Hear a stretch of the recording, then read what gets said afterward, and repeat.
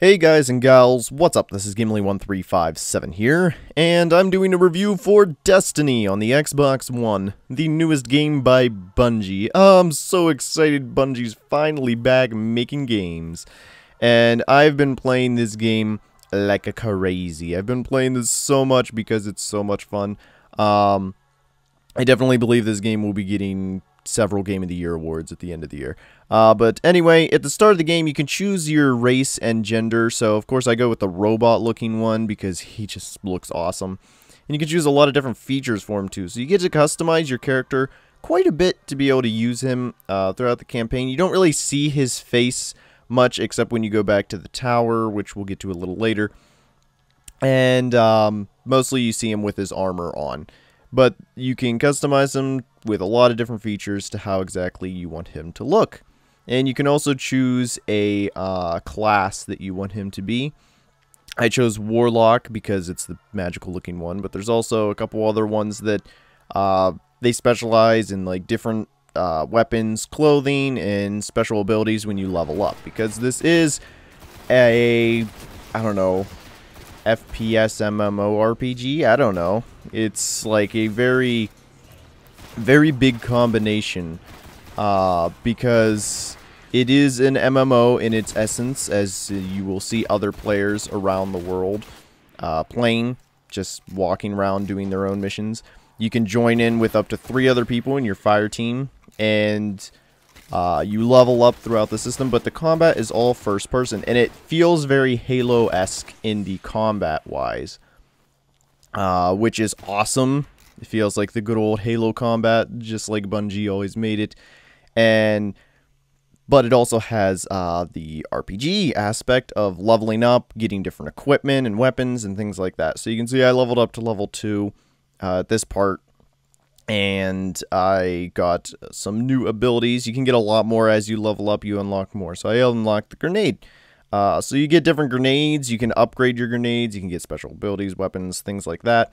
And your weapons and clothing can also level up. Some of them have special benefits that if you use them enough, you'll level them up. And there's a lot of different enemies throughout the game. I'm trying not to spoil anything in this review from the story, so this is all just kind of generic firefighting, just random enemies fighting. And there's a lot of different types of enemies that also level up with you. You can see each of these enemies have like 1 next to them. That's because I'm early on in the game at this point. Well, I was early on in the game. So they're all level 1, and they level up as you do. So you can see later, here I am at level 8. Now, all the enemies are level 8, and some of them are even level 9 and higher. And the higher level they are, the more damage they do, and the more damage they take. So, it does get, like, risingly difficult, but you get more powerful. So, that's a very cool way to keep the game challenging as you go through. It's very MMO-esque, as is the damage popping out of them as you shoot them.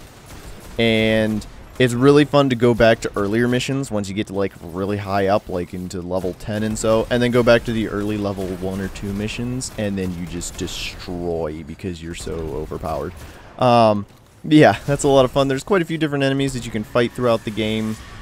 Not really going to tell you what exactly they are or why, because that would be spoiling. I mean, you can see their names, like Wizard and stuff, but you don't understand what's going on.